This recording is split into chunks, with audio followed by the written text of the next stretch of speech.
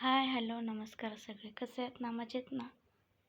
मजेत तर असायला पाहिजे, कारण सकाळची सुरुवात ही अशीच होणार आहे की आपण सर्वप्रथम सगळ्यांना उठल्यानंतर सुचत नाही की बाबा नाश्त्याला काय करावं. रोज रव्याचे उपीट, पोहे अथवा सुशिला असे प्रकार खाऊन सगळ्यांना कंटाळा आलेला असतो.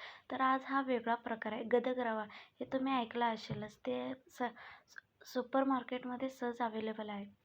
तर सर्वात आधी मी इथे गदग रवा हे 7 ते 8 मिनटं व्यवस्थित भाजून घेतलेलं आहे. त्यानंतर मी गरम तेल करून त्यात जिरं आणि मोहरी तडतडल्यानंतर कच्चे शेंगदाणे कुटून घातलेले आहे. कच्चे शेंगदाणे कशामुळं आधी घातले, तर आपल्याला तेलात ते आधी भाजले जातील म्हणून मी आधी शेंगदाणे घातले. त्यानंतर आपल्याला तिथे कढीपत्ता घालायचा आहे. कढीपत्त्यानंतर आपल्याला लगेचच हिरव्या मिरच्या घालायच्या आहेत. हिरव्या मिरच्या झाल्यानंतर कांदा टाकायचा आहे. कांदा बारीक चिरलेला पाहिजे. कांदा हे 3 ते 4 मिनिट व्यवस्थित परतून घ्यायचं. व्यवस्थित परतून झाल्यानंतर आपल्याला हळद टाकायचं. हळद टाकण्याची गडबड अजिबात करायची नाही, कारण हळद लगेच टाकल्यानंतर आपली फोडणी करपू शकते. त्यामुळे हळद थोडा उशिरा टाकायचं, शेवटी टाकायचं, कारण कांदा परतल्यानंतर. आणि चवीपुरतं मीठ टाकायचं. व्यवस्थित सगळं फिरून घ्यायचं. सगळं फिरून झाल्यानंतर वर आपल्याला हवं तेवढं कोथिंबीर घालू शकता. ज्यांना कोथिंबीर आवडत नाही त्याने स्किपसुद्धा करू शकता, कारण मला कोथिंबीर फार आवडते म्हणून मी भरपूर प्रमाणात नाश्त्यामध्ये कोथिंबीरचा वापर करते.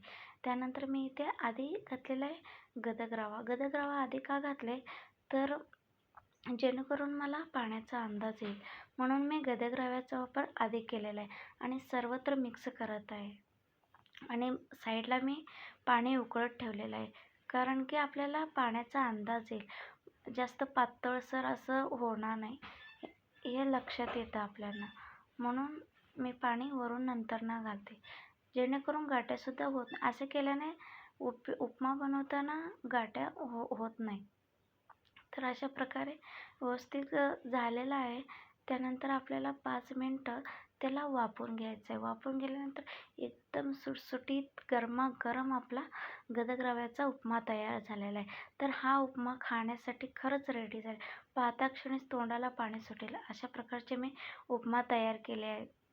तर या उपम्यासोबत तुम्ही लोणचं आणि लिंबू, फ्रेश दही काही देखील तुम्ही घेऊ शकता. अशा कडाक्याच्या थंडीत असं गरमागरम उपीट पोटामध्ये गेला ना, मग काय दिवसभर प्रसन्नच राहाल तुम्ही.